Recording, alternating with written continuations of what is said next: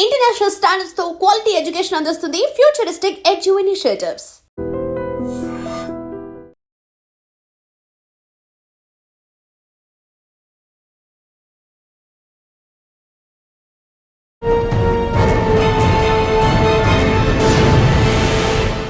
Welcome to crime diaries.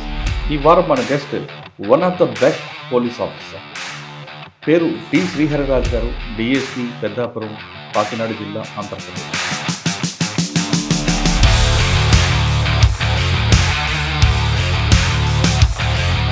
Srihari Raju గారు police uniform by chance of by choice? Choices. ఆ క్రమంలో ఏంటంటే మా బ్రదర్, మా అన్నయ్య కానిస్టేబుల్ సెలెక్ట్ అయ్యారు. సార్, ఎస్ఐ నుండి సిఐ వారి అయ్యే వరకు ఏమైనా క్రైమ్ రిలేటెడ్ కేసులు లేవా? పెదగొత్తులో విలేజ్ ఉంది. ఆ విలేజ్లో ఒక ఓల్డ్ కపుల్ ఉన్నారు. కొద్దిగా బంగారం అటుకు మీద పెట్టుకుంటూ అటుకు మీద పెట్టుకున్న బంగారం పోతుంది. ఏంటంటే అలా ఎంక్వైరీ చేస్తే మనకు ఒక చిన్న క్లూ వచ్చింది. ఏంటి క్లూ అంటే, కూర్చోదు సార్, రిలాక్స్ అవ్వదు సార్, కేసు గురించి మాట్లాడటం లేదు, కూల్ డ్రింక్ తెప్పిస్తున్నాడు, టీ తెప్పిస్తున్నాడు, ఇంకేదో తెప్పిస్తున్నాడు. నా దగ్గరికి తీసుకొచ్చారు.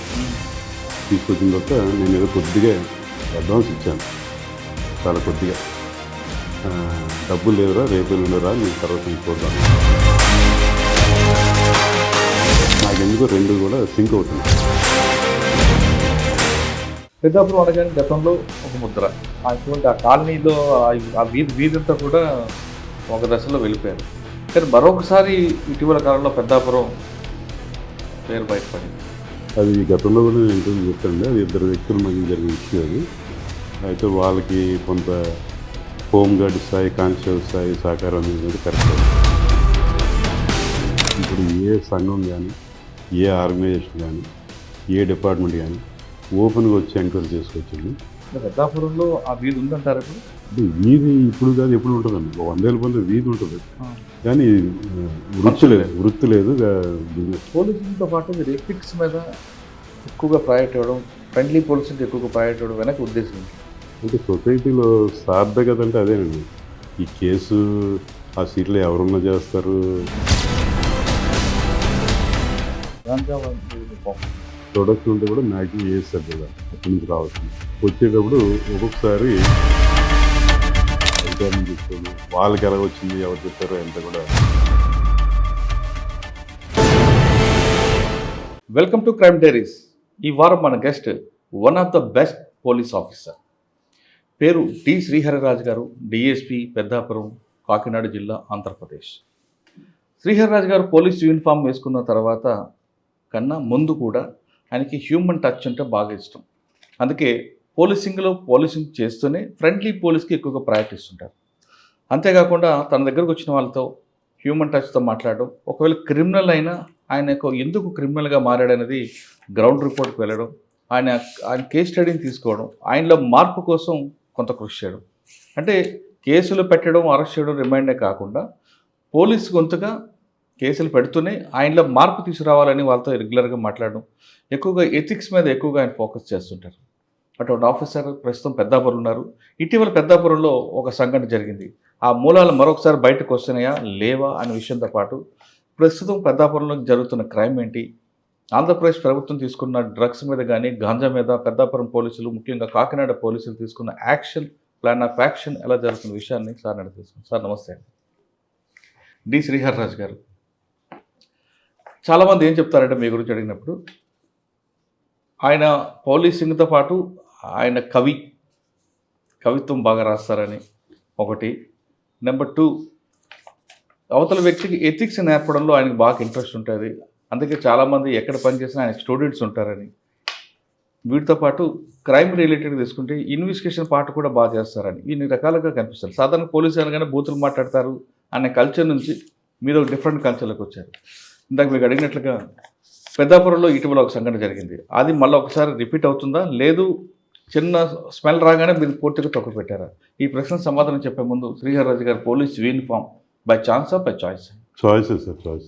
అంటే మా ఫాదరు కానిస్టేబుల్ సార్. అయితే స్టార్టింగ్లో అయితే నాకు ఎలిమెంటరీ స్కూలు, హై స్కూలు, ఆ సమయంలో అయితే ఇంజనీర్ అవ్వాలని కోరిక. కారణం ఏంటంటే మ్యాథ్స్ బాగా చేసేవాడిని. ఇంటర్మీడియట్ తర్వాత అప్పుడులో ప్రైవేట్ కాలేజ్ లేవు. మన వైజాగ్లో గీతం తప్పితే ఇంక వేరే ప్రైవేట్ కాలేజ్ లేదు.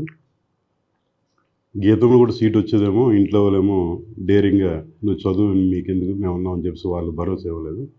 నేనేమో వాళ్ళని అడగలేదు. అనుకోని పరిస్థితుల్లో బీఎస్సీ మ్యాథ్స్ జాయిన్ అయిన తర్వాత మా క్లాస్మేట్స్ ఎవరైతే నాకంటే తక్కువ మార్కులు వచ్చిన వాళ్ళు కూడా ఇంజనీరింగ్లో జాయిన్ అయిపోయారు. జాయిన్ అయిన తర్వాత సోషల్ స్టేటస్ మళ్ళీ ఎప్పుడైనా వాళ్ళని చేరుకోగలమా లేదా అని చెప్పేసి మనసులో ఉండేది. ఆ క్రమంలో ఏంటంటే మా బ్రదర్, మా అన్నయ్య కానిస్టేబుల్ సెలెక్ట్ అయ్యాడు. ఆయన అప్పుడు నాన్నగారు కానిస్టేబుల్, మీ అన్నయ్య కూడా కానీ పోలీస్ క్వార్టర్స్ నుంచి వచ్చారు మీరు. అయిన తర్వాత రోజు వచ్చి అసలు ఎస్ఐ అంటే ఏమనుకున్నావు, ఆయన అప్పుడు వైజాగ్ వంటల్లో పనిచేసేవాడు. షిప్ ఓనర్ కంటే పెద్ద కోటీసాడు. అలాంటి వాళ్ళు కూడా కూర్చోమనేవాడు కాదు. ఎవరైనా వస్తే ఆయన ఇంటర్వ్యూ తీసుకుని లోపలికి రావాల్సింది ఇలా చెప్పేవాడు మాట. నాకు ఎందుకు కానీ అది కనెక్ట్ అయిపోయింది. కారణం ఏంటంటే ఇంజనీర్ దగ్గర రేపు పొద్దున్న నేను మళ్ళీ వాళ్ళ దగ్గర ఈక్వల్ స్టేటస్ ఉంటుందో ఉండదు, ఇదేదో బాగున్నట్టుంది అని చెప్పి ఫిక్స్ అయిపోయాను. ఫిక్స్ అయ్యి మా ఫాదర్ అయితే వద్దన్నారు. చాలా బాధలు నేను పడ్డాను, ఇంకొద్దు, ఇంక ఈ డిపార్ట్మెంట్ వద్దన్నారు. నేనైతే ఇంకా మా అన్నయ్య చెప్పిన దాన్ని బట్టి అయితే ఎస్ఐ అవ్వాలి. ఎస్ఐ మనం అనుకుంటాం అవ్వచ్చు, అవ్వకపోవచ్చు. సెకండ్ ఆప్షన్ ఉండాలి. సెకండ్ ఆప్షన్ ఏంటంటే మ్యాథ్స్ టీచర్ అవ్వాలి. బీఈడీ చేశారా? బీఈడీ చేశాను. నాకు మ్యాథ్స్ అంటే ఇంట్రెస్ట్ అనమాట. నేను చెప్పింది కూడా అవతలకి అర్థం అవుతుంది. ఇది ఫిక్స్ అప్ అయిపోయినమాట. ఫిక్స్ అయిన తర్వాత 91లో అప్పుడు నాకు జస్ట్ 22 years ఎగ్జామ్ రాయడం, సెలెక్ట్ అవ్వడం జరిగిపోయింది. ఆ రకంగా 92లో డిపార్ట్మెంట్ 91 సార్. 91 బ్యాచ్. ఓకే. కాక ఫస్ట్ పోస్టింగ్ విజయనగరం జిల్లా sir, Pachipenta police station, Saluru Pachipenta. Okay. కానీ అప్పటికే నక్సల్స్ ఎఫెక్ట్ ఏరియా కదా పాచిపెంట, సాలూరు. అంటే ఉండేది సార్, కానీ మరీ ఎక్కువ కాదు, కానీ ఉండేది. లేదని చెప్పడానికి లేదు సార్. పాచిపెంట మీరు వెళ్ళేసరికి మీకు వచ్చిన ఫస్ట్ ఛాలెంజ్ ఏంటి? ఛాలెంజా? అక్కడ ఛాలెంజ్ అంటే రెగ్యులర్, పెద్దగా ఛాలెంజ్ ఏం లేదు. రెగ్యులర్గా అంటే క్రైమ్ కల్చర్ ఏంటంటే అక్కడ ఏం పెద్ద క్రైమ్ కల్చర్ ఏం కాదు. అంటే సెమీ ఏజెన్సీ అన్నమాట. కొంత ఏజెన్సీ క్రైమ్, కొంత నార్మల్ క్రైమ్ అది ఉండేది. కానీ అటు అరకు వైపు, బార్డర్ వైపు కొంచెం ఉంది కదా మూమెంట్ అప్పుడు. అంటే వాళ్ళు పాచిపెంటని ఎలా వాడుకునేవారంటే ఎన్ రూట్ వాడుకునేవారు. మనకు వాళ్ళు వెళ్ళిపోయిన తర్వాత పలానా ఊరికి వచ్చారంట, పలానా ఊర్లో భోజనం చేశారంటే ఇలాంటిది వచ్చింది తప్ప నుంచి. అంటే పబ్లిక్ మాత్రం లా ఒప్పి చేసేవాళ్ళండి, చేశారు మంచివాళ్ళు. కానీ మీ అన్నయ్య గారు చెప్పినట్లుగా పోలీసుని చూస్తే ఒక భయం, ఒక గౌరవం, అవన్నీ మీరు పాచిపెంటలో అనుభవించారా? అంటే అలాగని కాదు, కానీ అప్పటికి ఇంకా ఒక ఎస్ఐ అంటే ఒక హోదా, గౌరవం సొసైటీలో అయితే ఉండేది. అంటే ఉండేదని మనం ఎలా చెప్పగలంటే పాచిపెంటలో ఒక జూనియర్ కాలేజ్ ఉండేది. జూనియర్ కాలేజ్లో కాలేజ్ యానివర్సరీకి ఎస్ఐని చీఫ్ గెస్ట్గా పిలిచారంటే ఇంకా ఉన్నట్టే లెక్క. నాకే ఆశ్చర్యం వేసింది. అయితే అక్కడ ఏంటంటే ఆ రోజు ఒక అబ్బాయి స్టూడెంట్ లీడర్. తర్వాత కొంతకాలం ఏమైందంటే ఆ స్టూడెంట్ లీడర్ కానిస్టేబుల్ అయ్యాడు. సార్ అప్పుడు మా కాలేజ్ ఫంక్షన్ మీరు వచ్చారు, నేను కానిస్టేబుల్ అయ్యాను అని చెప్పి చెప్తే నాకు కొద్దిగా హ్యాపీ అండి. అంటే ఆ జిల్లాల్లో, ఆ 3 జిల్లాల్లో పోలీస్ అందుకంటే వాళ్ళ దృష్టిలో హీరో అండి. హీరోని కాకపోయినా ఒక ఇంపార్టెంట్ పొజిషన్. లేదండి, హీరోయిన్ చూస్తారు. ఎందుకంటే మీరు చెప్తున్న కాలేజ్ ఫంక్షన్లు, స్కూల్ ఫంక్షన్లు, షాప్లో ఓపెనింగ్ పిలవడం, అదొక లెవెల్ అది. ఓకే. పాచిపెంట తర్వాత అండి? పాచిపెంట తర్వాత అంటే అప్పుడు ఎస్పీ గారు డాక్టర్ ఈష్ కుమార్ ఉండేవారు. మా డిఎస్పీ గారు జగన్మోహన్ రావు గారు ఉండేవారు. వాళ్ళు ఏం మాట్లాడుకున్నారు మనకు తెలియదు. భోగాపురంలో మా బ్యాచ్మేట్ ఒక ఆయన ఉండేవారు. అక్కడేదో ఇష్యూ వచ్చిందన్నమాట. ఇష్యూ వస్తే ఆఫీసర్లు మాట్లాడుకుని వైస్ వర్సా ట్రాన్స్ఫర్ చేశారు. నాకు భోగాపురం వేశారు, ఆయనకి పాచిపెంట వేశారు. ఏముంది భోగాపురం రోడ్ యాక్సిడెంట్స్ ఎక్కువ ఉండేవి అప్పుడు. అంత పెద్ద క్రైమ్ ఉండేదా? రోడ్ యాక్సిడెంట్ చాలా ఎక్కువ. మరి రోడ్ యాక్సిడెంట్ మీరు పోలీసు ఎలా కంట్రోల్ చేస్తారు అప్పుడు? ఒక సింగిల్ హైవే అది. అంటే యాక్చువల్గా అప్పుడు మెన్ షార్టేజ్ చాలా ఎక్కువ ఉండేదండి. అప్పుడు డెంకాడ పోలీస్ స్టేషన్ లేదు.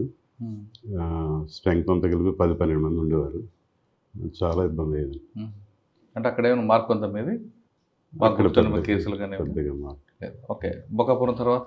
భోగాపురం తర్వాత నీలకంఠపురం, గుమలేశ్వరం నీలకంఠపురం ఏజెన్సీ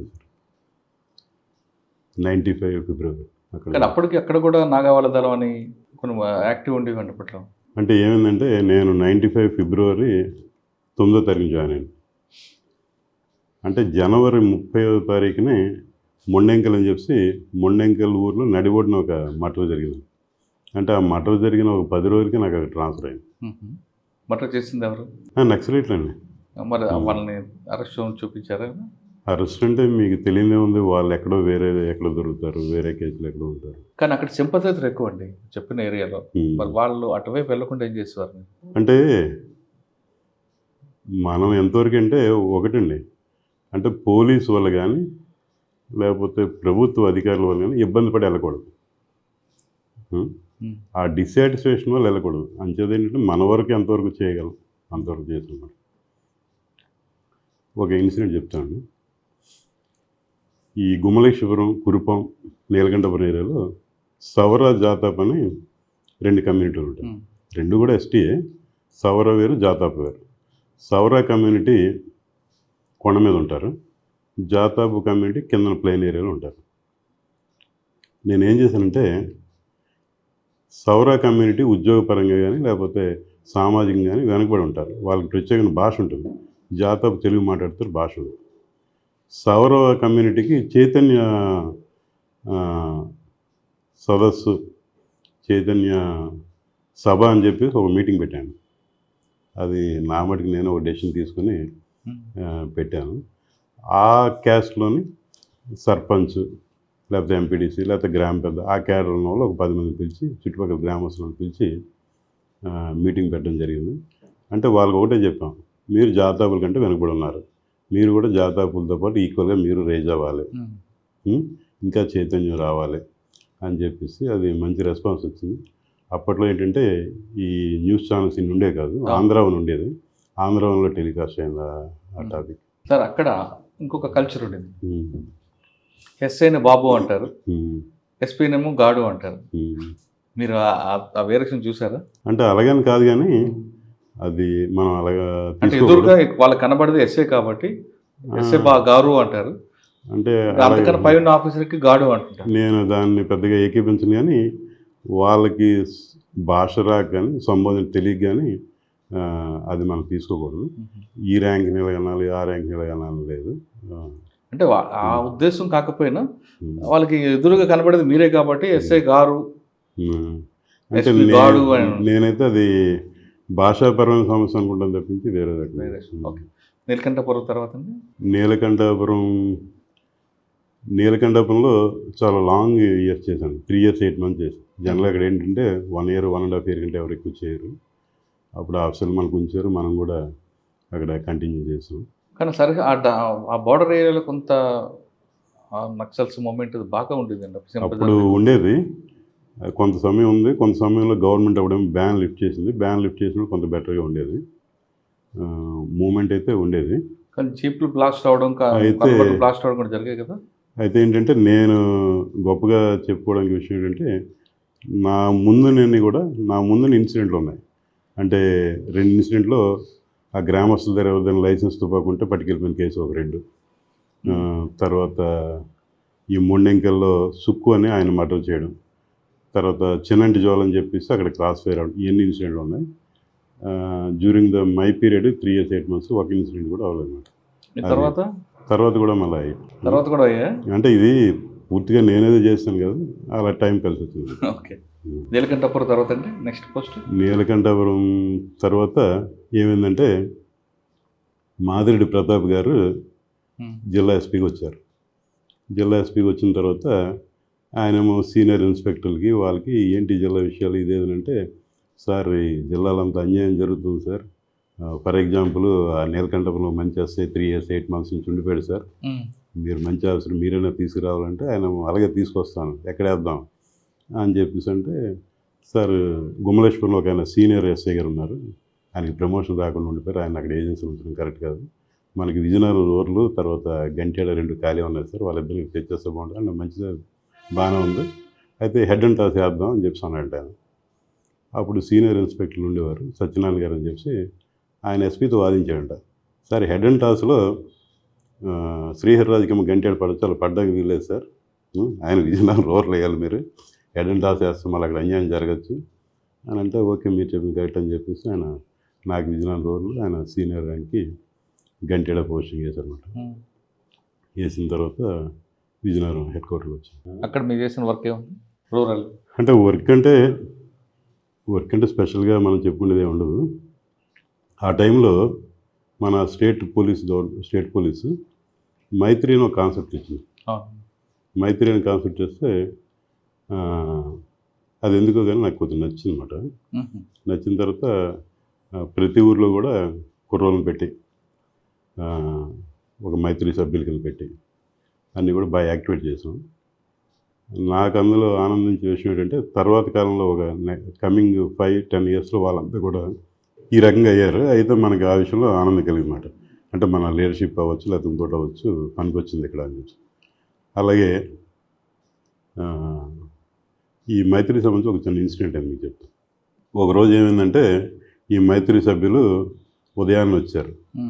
ఏం జరిగిందంటే ఒక అమ్మాయి సార్ ఎక్కడి నుంచి వచ్చింది, మన దగ్గర రోడ్డు మీద దిగింది అన్నారు. ఆ అమ్మాయి ఎవరు ఏంటంటే కర్నూలు ఏరియా నుంచి వచ్చింది సార్, ముస్లిం అమ్మాయి, సౌత్ తల్లితో ఇబ్బంది పడి వచ్చిందంట, మరి ఏం చేద్దాం అనుకున్నాం. ఏం లేదు సార్, మీరు ఏం చెప్తారు అమ్మాయి కాబట్టి ముందు సేఫ్గా ఉంచండి, తర్వాత ఏం చేయాలని తర్వాత ఆలోచిద్దాం అని చెప్పేసి అన్నాం. అన్న తర్వాత ఒక 2 days పోయిన మళ్ళీ వచ్చారు. వచ్చి ఏం చెప్పారంటే సార్ అమ్మాయికి ఇక్కడే పెళ్లి చేసేద్దాం అనుకుంటున్నాం, మీరు పర్మిషన్ ఇస్తే అన్నా. ఎవరంటే పలానా అబ్బాయి, ఆ అబ్బాయి వాళ్ళ తల్లి ఇద్దరే ఉంటారు, వాళ్ళకి అమ్మాయి కోసం చూస్తున్నారు అని చెప్పి. ఆ అబ్బాయి హిందూ, ఈ అమ్మాయి కూడా ఒప్పుకుంటే అయితే ఇన్ఫర్మేషన్ ఇవ్వండి పేరెంట్స్కి అని చెప్తే పేరెంట్స్కి ఇన్ఫర్మేషన్ ఇచ్చారు. మొత్తానికి ఆ అబ్బాయికి ఈ అమ్మాయికి పెళ్లి చేశారు. ఈరోజు కూడా వాళ్ళు అక్కడే కుటుంబంతో హ్యాపీగా ఉంటున్నారు. అదొకటి విచిత్రంగా అనిపించింది, కానీ చాలా ఇలా కూడా జరుగుతుంది అని చెప్పి దేవుడు రాస్తాడు కదండి, ఎవరికి ఎక్కడో అలా వచ్చిందేమో అమ్మాయి కర్నూలు. ఓకే, నెక్స్ట్ అండి రూరల్ తర్వాత పాచిపేటలో ఉన్నప్పుడు మాకు police station police department building కాకుండా అదర్ డిపార్ట్మెంట్ బిల్డింగ్లో ఉండేది. ఆ చుట్టుపక్కలంతా కూడా ఎస్సీ కాలనీ వేరే ఉండేది. ఉన్న తర్వాత మనకు అక్కడ ఏంటంటే స్టాఫ్ ఎక్కువ మంది ఉండేవారు, ఓన్లీ గార్డ్ డ్యూటీస్, ఇప్పుడు ఏదో కూమింగ్ ఉంటే వెళ్ళడం లేదు.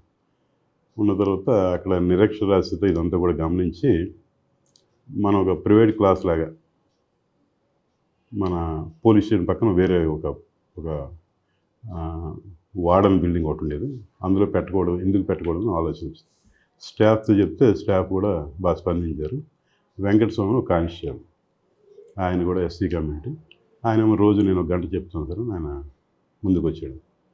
వచ్చిన తర్వాత ఇర్రెస్పెక్టివ్ ఆఫ్ ఏజ్, చిన్నపిల్లలు పెద్దోళ్ళు ఇంకా ప్రతిరోజు సాయంకాలం 1 గంటన్నర వచ్చేవారు. ఈ వెంకటస్వామి అని క్లాస్ తీసుకునేవాడు. ఈ విషయం జిల్లా ఎస్పీ గారి దృష్టికి వెళ్ళింది, డాక్టర్ ఈష్ కుమార్ గారు.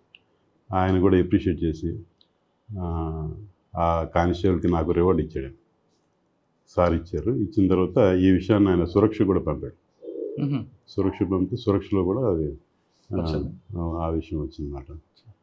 అదొకటి ఒక ఇన్నోవేటివ్గా చేసినందుకు నాకు సాటిస్ఫాక్షన్. విజయనగరం రూరల్ నుంచి ఎక్కడికి వెళ్ళారండి? విజయనగరం రూరల్లో ఉంటుండగా ఒకసారి నాకు ఏమనిపించిందంటే ఈ మైత్రి సభ్యులకి గేమ్స్ పెడదాం, వాలీబాల్, కబడ్డీ, అలాగే లేడీస్ ఉన్న ముగ్గులు పడి ఎన్ని పెట్టి ఒక ఫంక్షన్ పెట్టి ఎస్పీ గారిని పిలుద్దాం అని చెప్పేసి ఆలోచించి కార్యక్రమం అంతా డిజైన్ చేసుకున్న తర్వాత ఎస్పీ గారు డాక్టర్ సౌమ్యామేశ్వర్ గారు మేడంకి చెప్తే మేడం ఓకే అన్నారు. మేడం ఓకే అన్న తర్వాత అప్పుడు ఒక ఆయన ఎస్బీ ఇన్స్పెక్టర్ ఉండేవాడు. ఆయన మేడంకి ఏం చెప్పాడంటే, మేడం మీరు మీ స్థాయి తగ్గ ప్రోగ్రాం కాదు, ఎవరు పిలుస్తా ఆ ప్రోగ్రాం మీరు వెళ్ళిపోకూడదు అని చెప్తే ఎస్పీ గారు నేను రావటం లేదండి, సారీ అండి అని చెప్పాను. మేము చేసుకున్నాం అంటే మా డిపార్ట్మెంట్లో ఒక్కోసారి అలాంటి రాంగ్ డైరెక్షన్ ఇచ్చేవాళ్ళు కూడా ఉంటారు. అంటే ఇందులో మనం గమనం చూసింది ఏంటంటే ఇందులో స్వార్థమే లేదు, ప్రొఫెషన్ తెలిసే ఒక మంచి కార్యక్రమం. మీకు ఆయన మీద ప్రొఫెషన్ తెలిసే ఏముందో మనకు తెలియదు. అలాంటి ఇన్సిడెంట్స్ వస్తే ఒకసారి నవ్వు వస్తుంటుంది. ఓకే, సార్ మీ సర్వీస్లో అంటే నీలకంఠాపురం అన్నీ తర్వాత విజయనగరం రూరల్ తర్వాత ఎక్కడికి వచ్చారు? విజయనగరం రోజుల తర్వాత నేనే వాలంటరీగా పోలీస్ ట్రైనింగ్ కాలేజీకి ఆప్షన్ పెట్టుకున్నాను. పీటీసీ. పెట్టుకుంటే నాకు వెంటనే రమణ్ కుమార్ గారు ఉండేవారు, బివి రమణ్ కుమార్ గారు. ఆయన ప్రిన్సిపల్గా ఉండేవారు. ఆయన ఆధ్వర్యంలో అక్కడ పనిచేసి వచ్చా తర్వాత అండి అక్కడ పీటీసీలో పనిచేసిన తర్వాత ప్రమోషన్ వచ్చిందండి. ప్రమోషన్ వచ్చిన తర్వాత సిఏ అయ్యాను. ఎక్కడ ఇచ్చారు? సిఏ అయిన తర్వాత ఇది ఒక చిన్న ఇన్సిడెంట్ చెప్పాలి. 2008 జనవరిలో ప్రమోషన్ ఇచ్చారు. ప్రమోషన్ ఇచ్చి ఏం చేశారంటే డిఓ కాపీ అక్కడే వేశారు మళ్ళీ సిఏగా. అప్పటికి 5.5 ఏళ్ళు పెట్టి పనిచేస్తున్నాను. ప్రమోషన్ ఇచ్చి అక్కడే వేశారు. నేనేమో దాని గురించి ఏం పెద్ద పట్టించుకోలేదు. సరే అని చెప్పి కర్ణం కుమార్ గారు ఇన్స్పెక్టర్గా ఉన్నారు అక్కడ. ఎవరండి? కర్ణం కుమార్ గారు. ఓకే. కర్ణం కుమార్ గారు ఉండి ఆయన ఏమన్నారంటే, శ్రీరాజు నీలాడ లాండ్ చేయాలి, ఇప్పుడు ఏదో ప్రమోషన్ ముందు వచ్చావు అయిపోయింది, ఇంకా అంటే మనకెవరు వేస్తారు సార్, అడగండి అమ్మైనా పెట్టదు, అధికారులను అడగాలి, నాయకులను అడగాలి, అడిగితే ఎవరో వేస్తారు, నువ్వు అసలు మీ కోరిక తెలియాలి కదా బయటికి అని చెప్పి అన్నారు. అన్న 2 రోజులకి డిఐజీ గారు సందీప్ షాండిల్ ఎవరు అనుకుంటా ఆయన వచ్చారు. జిల్లా అలా చూడడానికి వచ్చి పీటీసీ దగ్గర ఉంది వితింది విజయనగరం కాబట్టి చూడడానికి వచ్చి మామూలుగా సీనియర్ ఆఫీసర్ వచ్చినప్పుడు అడుగుతుంటారు, ఇంకేమైనా ఉన్నాయా, మీకేమైనా కావాలని అడుగుతుంటారు.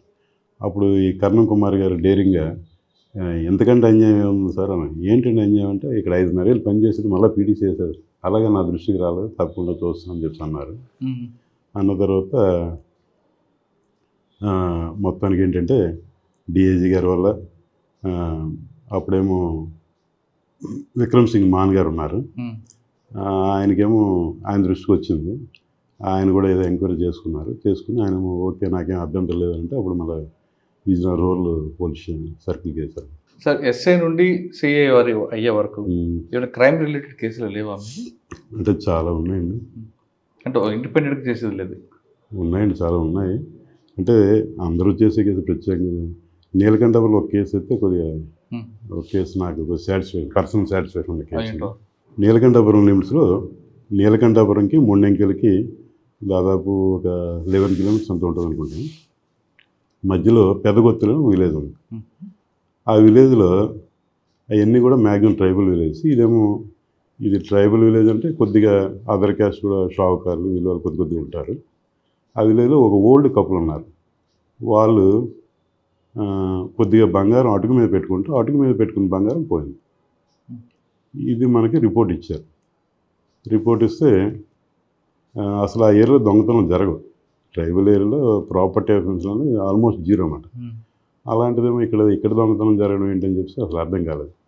కేసు రిజిస్టర్ చేసిన తర్వాత ఆ విలేజ్కి వెళ్ళి ఎంక్వైరీ చేస్తే తెలిసిన విషయం ఏంటంటే, నిన్న కూడా మన మిత్రులు కొంతమంది మాట్లాడితే ఏమన్నారంటే, ఇప్పుడంతా టెక్నాలజీ మీద బేస్ చేస్తున్నారు, ట్రెడిషనల్ ఏదైతే ఉందో అది మానేశారు, అలాంటిది ఏదైనా మెసేజ్ ఇవ్వాలని చెప్తున్నారు. అది ఈ కేసు గుర్తొచ్చిందన్నమాట. ఏంటంటే అలా ఎంక్వైరీ చేస్తే మనకు ఒక చిన్న క్లూ వచ్చింది. ఏంటి ఆ క్లూ అంటే, ఒక వ్యక్తి చుట్టరికం మీద ఇక్కడికి వచ్చాడు, ఒక 10 రోజులు ఎంత ఉన్నాడు, ఈ ఇన్సిడెంట్ తర్వాత ఆ మనిషి ఊరికి రావటం లేదు. అది ఇన్సిడెంట్. అతను కూడా ట్రైబలే, గుమలేశ్వరం ఉంటాడు. ఏంటి దీనికి దానికి ఏమైనా కేసుకి సంబంధం ఉందా లేదని చెప్పేసి వెంటనే గుమలేశ్వరం వెళ్ళి వెరిఫై చేస్తే ఆ మనిషి అక్కడ లేడు. ఆ మనిషి అక్కడ లేకపోతే ఇప్పుడు ఫోన్లు లేవు, ఏం లేవు. ఇది ఎప్పుడు నేను చెప్పింది 96 ఆ ప్రాంతం. వెంటనే ఆ ఫ్యామిలీ మెంబర్స్ని పోలీస్ స్టేషన్ తీసుకుని వచ్చి మీరు ఆ వ్యక్తిని అప్పచెప్తే పంపిస్తాం, లేకపోతే మీకు పంపమని చెప్తాం అనగానే గ్రామ పెద్దలు ఒక ఆయన బండినాయుడు అంటారు, ఆయన ఇంకో గ్రామ పెద్ద వచ్చి మేము అప్పచెప్తాం, వీళ్ళని ఇంటికి పంపించండి, వీళ్ళకేం సంబంధం లేదు, వీళ్ళని పంపించండి, వాడిని అయితే దొంగతనం చేశారు కాబట్టి వాడిని మేము ఎట్టి పరిస్థితులు మీకు అప్పచెప్తాం అని చెప్పేసి వాళ్ళు అనడం జరిగింది. సరే నాయుడు గారు, మరి మీకు బాధ్యత మేమే పెడుతున్నాం, మీరు ఆ మాట నిలబెట్టుకోవాలంటే తప్పకుండా అని చెప్పాను. ఇది జరిగిపోయింది. సిఐ గారు మధ్యలో అడుగుతున్నారు, కేసు ఎంతవరకు వచ్చింది. సార్ ఈ బండినాయుడు గారితో మాట్లాడుతున్నాం సార్ అని చెప్తా ఉన్నారు, ఏ ఇన్ఫర్మేషన్ ఉన్నా అని చెప్పేసి. మేము ఏంటంటే సిఐ గారు ఆఫీస్ రావాలంటే గుమలేశ్వరం ఎల్లుండిపేట రావాలి. అలాగే పార్వతీపురం వెళ్ళాలంటే ఎల్లుండిపేట రావాలి, లేదు చిన్న పెద్ద షాపింగ్ అంటే ఎల్లుండిపేట, తరచూ వారం 10 రోజులు రావాల్సి ఉంటుంది. వచ్చినప్పుడల్లా నాయుడు గారిని కలుస్తున్నాం, నాయుడు గారు ఏం బాగోట్టలేదు అంటున్నారు. ఒకరోజు నాయుడు గారు తల మాట్లాడుతూ నాయుడు గారు ఏమన్నారంటే, గునుపూరు సినిమా హాల్లో కనబడ్డారంట మన ఊరోడికి ఇన్ఫర్మేషన్. గునుపూరు సినిమా హాల్లో మన ఊరు కనబడ్డారు, హాయ్ హాయ్ అనుకున్నా, అది ఇన్ఫర్మేషన్. అయితే నేనేమో మా స్టాఫ్ ఒక ఇద్దరిని సెలెక్ట్ చేసి, ఒక ఆయన పేరు సర్దార్ ఖాన్, ఇంకో ఆయన కేశవరావు గారు ఇప్పుడు లేరు. అయితే వాళ్ళిద్దరిని సెలెక్ట్ చేసి మనం కేసు గురించి బయలుదేరాలండి అంటే, అలాగే సార్ అన్నారు ఇద్దరు కూడా. అన్నదో సిఐ గారు పర్మిషన్ తీసుకుంటే సిఐ గారు రఘునాథరెడ్డి గారు వైజాగ్లో ఉంటున్నారు, వెళ్ళండి అన్నారు. రఘునాథరెడ్డి గారు ఎస్ మంచి ఆఫీసర్. అయితే వెళ్ళమన్నారు. ఎక్కడికి వెళ్ళామంటే గునుపూరు వెళ్తాం. సినిమా హాల్లో కనబడ్డాడు, అది కూడా నైట్ షోకి. అది మా స్టాఫ్కి ఏమో ఈయన రమ్మన్నాడు, వచ్చాం, ఎక్కడ తీసుకెళ్తాడు, ఏం చేస్తాడు, మళ్ళీ సినిమాకి అయితే రాడు కదా అని చెప్పి. నాకు ఒక కామన్ సెన్స్ పాయింట్ ఏంటంటే, జనరల్గా పల్లెటూరు కానీ ఇప్పుడంటే అర్బన్ కల్చర్ పెరిగిపోయింది, కానీ పాత కల్చర్లో ఒక కులం వాళ్ళు ఒక ఏరియాలో ఉంటారు. అదొకటి మైండ్లో ఉండి వీడి కులం ఏదైతే ఉందో ఆ ఏరియా ఎక్కడ ఉంటుందో కనుక్కొని ఆ ఏరియాకి వెళ్ళిపోయిన తర్వాత ఏం చేసామంటే, మనం వాడి గురించి డైరెక్ట్గా దొంగ కేసు అంటే వాడు చెప్పడం, వీడు దొంగ కొద్ది మాటగారని మనకు ఒక ఇన్ఫర్మేషన్ ఉంది. ఈ 10 రోజులు కూడా అందరితో కూడా బాప నాన్న బాబా ఏదో వరుసలు పెట్టుకుని తిరుగుతుంటాడు అని చెప్పి. అంచేత ఏంటంటే వీడిని మనం హైప్ చేసి అక్కడికి వెళ్ళాలి అని చెప్పి ఆ వీధిలోకి వెళ్ళి ఎంక్వైరీ చేసి ఇలాగ ఐటీడీఏలో వాడికి మంచి ఇన్ఫ్లుయెన్స్ ఉంది, మేము ఐటీడీఏ నుంచి వచ్చాం, ఈ మంచి డ్యూటీకి అది రావడం లేదంటే ఇది అదని చెప్తే, అక్కడ ఇన్ఫర్మేషన్ ఏం చెప్పారంటే, ఈ వీధికి వచ్చాడు, ఇక్కడే ఉండేవాడు, భలేగా ఉందా అని చెప్పి అనుకున్నాం. అందులో ఏం చెప్పాడు ఏంటంటే, ఉద్యోగాలు వేస్తున్నాడు, డబ్బులు రెడీ చేసుకున్నాడు. మరి ఎవరైనా డబ్బులు ఇచ్చారా? మేము ఎవరు డబ్బులు ఇవ్వలేము, మా దగ్గర డబ్బులు లేవు. అడిగితే ఇన్ఫ్లుయెన్స్డ్ క్యాండిడేట్. ఇంకా అలా మాట్లాడితే ఏం చెప్పారు, పర్లాకిముడి దగ్గరలో ఒక అబ్బాయి వచ్చాడు, చుట్టారు కిందకి వచ్చాడు. చుట్టారు కిందకి వస్తే ఆ కుర్రోడు ఏదో కొద్దిగా ముందుకు వచ్చినట్టున్నాడు. ఆ కుర్రోడు ఏదో ముందుకు వచ్చినట్టు ఇక్కడేదో మేమైతే నో చెప్పాం అన్న తర్వాత మేము ఇంకా డిసైడ్ అయిపోయాం పర్లాకిముడి వెళ్ళిపోదాం అని చెప్పి. ఆ ఊరేది తెలియదు, ఇక్కడి నుంచి ఒక గైడ్ని పికప్ చేసి ఆ ఊరు చూపెట్టారు. మా దగ్గర ఇప్పుడు ఫోన్పే లేదు, ఏం లేదు, డబ్బులు కూడా లేవు, చాలా తక్కువ ఉన్నాయి, 200-300 ఉన్నాయి. ఉన్న తర్వాత మన దగ్గర ఛార్జీలు కూడా సరిగ్గా లేవు. ఎలాగంటే మా స్టాఫ్ అన్నారు, sir Gunupur to Paralakhemundi private bus ఉంటుంది సార్, వాళ్ళు పోలీస్కి టికెట్ తీసుకొచ్చారు, ఇది ఒకటి బాగానే ఉంది అని చెప్పేసి ముగ్గురు మాతో పాటు ఈ నాయుడిని కూడా ఎక్కించాం. మాతో పాటు ఈ నాయుడు కూడా ఉన్నాడు, బండి గారు కూడా మాతో పాటు ఉన్నాడు. మేము 4, ఆయనకి హెడ్ కానిస్టేబుల్ చేసాం, ఆయన కూడా ఉంది. 4 కలిపి పర్లాకిముడి వెళ్ళిపోయి పర్లాకిముడి దిగి ఒక 4-5 కిలోమీటర్లు నడిచి వెళ్ళాలి. ఆ ఊరు వెళ్తాం, ఆ ఇంటికైతే వెళ్ళిపోయిన తర్వాత మళ్ళీ అక్కడ సేమ్ కదా, వీడు చాలా ఇన్ఫ్లుయెన్స్డ్, వాడు ఆపర్చునిటీ ఇచ్చడం మీరు, ఎందుకంటే మా దగ్గర ప్రస్తుతం డబ్బులు లేవు, మేము నో చెప్పాం. మరి ఇంకేం జరిగింది అంటే, డబ్బులు పట్టుకుని రేపు రమ్మన్నాడు, కానీ మేము వెళ్ళాం, ఎందుకు మా దగ్గర డబ్బులు లేవు, ఎక్కడికి రమ్మన్నాడు, పర్లాకిముడి రైల్వే స్టేషన్ రేపు రమ్మన్నాడు. అరే మీరు పిచ్చోళ్ళగా ఉన్నారు, ఎంత మంచి ఆపర్చునిటీ, మీరు వదులుకుంటారా? మేము అసలు ఇంకా పోలీసు దీనిలో లేము, ఒక టీచరు, ఒకరేమో మటన్ షాపు, ఒకరేమో అలాగే రకరకాల చెప్పాం. అలాగే చెప్తున్నాం వాళ్ళ మదర్నేమో ఒప్పించాం, అమ్మ ఇప్పుడు మీరేం డబ్బులు పెట్టకండి, ముందు మాట తీసుకుందాం, అవసరమైతే ఉద్యోగం వేయించిన తర్వాత డబ్బులు ఇద్దాం చెప్దాం, ఇప్పుడు మనకి ఇందులో పోయిందే ఉంది, మీరు మీరు ఇంకేం దిగాలి, ఎందుకు అలా ఆలోచిస్తున్నారు అంటే, ఆవిడ నీ ఇష్టం బాబు అని అన్నది. నీ ఇష్టం బాబు ఒక మాట తీసుకున్న తర్వాత వీడి బ్యాగ్ సర్దించి వీడిని బయలుదేరించి ఒక 3-4 కిలోమీటర్లు బయలుదేరాం, నడుచుకుని వస్తున్నాం. అదంతా కూడా ఎక్స్ట్రీమిస్ట్ ఎఫెక్టెడ్ ఏరియా. వీడు చెప్తున్నాడు, ఈ రాత్రి ఇక్కడ ఉన్నారు, నేను రాత్రి ఇక్కడ ఉన్నారు, వారం రోజుల కింద ఈ ఊరు వచ్చారు, ఇవన్నీ చెప్తున్నాడు. అప్పటికే ఈవినింగ్ టైము, ఏదో అతి కష్టం మీద పర్లాకిముడి వచ్చిన తర్వాత వీడిని అడిగాం, ఇక్కడ మరి నైట్ ఉండాలి కదా, ఎక్కడ స్టే చేయాలి. వాడు ఏంటంటే ఊర్లో మంచి లాడ్జ్ చేద్దాం అది చెప్తున్నాడు, మా దగ్గర అంత డబ్బులు లేవు. వీడితో చెప్పలు వేస్ట్ అని చెప్పి ఓ చిన్న లాడ్జ్ చూసుకుని లాడ్జ్లో అందరూ కలిపి పడుకుని ఆ డోర్కి అడ్డంగా మంచం పెట్టి రాత్రి మీ వీడియో వెళ్ళిపోతే కష్టం కదా వీడియో కదా అని చెప్పి అలాగా రాత్రి పడుకుని ఉదయాన్నే అందరూ తయారై రైల్వే స్టేషన్కి వెళ్ళాం. రైల్వే స్టేషన్కి వెళ్ళిన తర్వాత ఇప్పుడు మేము రూమ్కి వచ్చిన తర్వాత మా వేషం మా మాటలను బట్టి వాడికి ఇంకా పోలీసు అని అర్థమైపోయింది. వాడికి అప్పటి నుంచి అంటే ఏదో బిగిసిపోయి ఉన్నాడు. ఇంకా అప్పటి వరకు ఫ్రీగా ఉండేవాడు, ఇంకా మనిషి బిగిసిపోవడం మొదలుపెట్టాడు. సరే ఇంకా అని చెప్పి రైల్వే స్టేషన్ మేము ఒక హాఫ్ అన్ అవర్ ముందే వెళ్ళిపోయి ఎంట్రీ ఎటు పక్క ఎగ్జిట్ ఎటు పక్క వస్తే మిస్ అవ్వకుండా ఎలా పట్టుకొని చెప్పి నలుగురు 4 వైపులు ఉన్నాం. ఈ పర్సన్ ఏంటంటే కాకి యూనిఫామ్ వేసుకున్నాడు, పెద్ద హైట్ ఉండి 5'4" అంత హైట్ ఉంటాడు. కాకి యూనిఫామ్ మంచి కొత్త బట్టలు ఉన్నాయి వేసుకుని చేతిలో ఆ రోజు పేపరు ఒక డైరీ పట్టుకుని డైరెక్ట్గా వచ్చి రాగానే మన వాళ్ళు పట్టుకున్నారు. పట్టుకోగానే దొరికాడు అక్కడికి వచ్చాడు టైం వాడైతే వచ్చాడు. డబుల్ వరకు వచ్చాను ఏం మొత్తానికి వాడైతే వచ్చాడు. వచ్చి మన వాళ్ళు పట్టుకున్నారు. నేనైతే పట్టుకున్నాను, నేను బయట ఉన్నాను. దొరికేడు సార్లు చెయ్యుకుని వచ్చారు. వచ్చిన తర్వాత తీసుకుని రిటర్న్ వచ్చిన తర్వాత బంగారం ఏమైందని అడిగాను. మనకు అదే కదా కావాలి. బంగారం ఏంటంటే బత్తిలో రామకృష్ణ గారికి ఇచ్చాను గోల్డ్ షాప్ అని అన్నాడు. బత్తిలు వచ్చాను అక్కడి నుంచి. బత్తిలు వచ్చిన తర్వాత రామకృష్ణ ఊర్లో ఒక పెద్ద మనిషి, ఊర్లో గౌరవం వ్యక్తి, పోలీసు అందరితో పరిచయం అంతాను. ఈయన తీసుకెళ్ళి రామకృష్ణ దగ్గర కూర్చున్నాం. రామకృష్ణ గారు కూర్చోండి సార్, రిలాక్స్ అవ్వండి సార్, కేసు గురించి మాట్లాడటం లేదు. కూల్ డ్రింక్లు తెప్పిస్తున్నాడు, టీలు తెప్పిస్తున్నాడు, ఇంకేమో తెప్పిస్తున్నాడు. సిఐ గారు తెలుసు అంటాడు, డిఎస్పీ గారు తెలుసు అంటాడు, మన దగ్గర వస్తువులు బెత్త వేస్తారంటాడు, మన దగ్గర తేడా ఉండదంటే ఇలాగన్నీ మాట్లాడుతున్నాడు. ఇవన్నీ బాగానే ఉందండి, అసలు మా కేసు బంగారం గురించి వచ్చో దాని గురించి చెప్పండి నాకు. అదేం ప్రాబ్లం లేదు సార్, మీరు రిలాక్స్ అవ్వండి సార్, మీరు కూడా మంచిగా తెలిసింది ఏదో మాట్లాడుతున్నాడు. అయిన తర్వాత ఇన్ని వద్దని రామకృష్ణ గారు అసలు విషయం ఏం జరిగిందంటే అప్పుడు విషయం చెప్పాడు. ఏమని చెప్పాడు, బంగారం నా దగ్గరికి తీసుకొచ్చారు. తీసుకొచ్చిన తర్వాత నేను ఏదో కొద్దిగా అడ్వాన్స్ ఇచ్చాను, చాలా కొద్దిగా. డబ్బులు లేవురా, రేపు ఎల్లుండరా, నేను తర్వాత చూద్దాను. తర్వాత రోజు మా ఊర్లో సంతలోంచి నాకు ఒక ఇన్ఫర్మేషన్ వచ్చింది. ఆ ఇన్ఫర్మేషన్ అంటే పలానా ఊరు పెదగొత్తుల్లో దొంగతనం అయింది అని ఒక ఇన్ఫర్మేషన్ వచ్చింది. నాకెందుకో రెండు కూడా సింక్ అవుతున్నాయి. అవగానే ఏం చేశానంటే రెండో రోజు వీడు వచ్చాడు.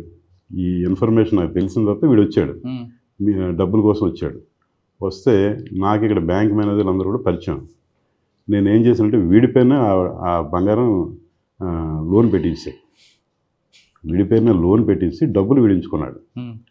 అంటే ఇంకా వాడు లాక్ అయిపోయాడు అన్నమాట. ఎవరైతే దొంగ ఉన్నాడో లాక్ అయిపోయాడు. వీడి పేరునే లోన్ పెట్టించాడు.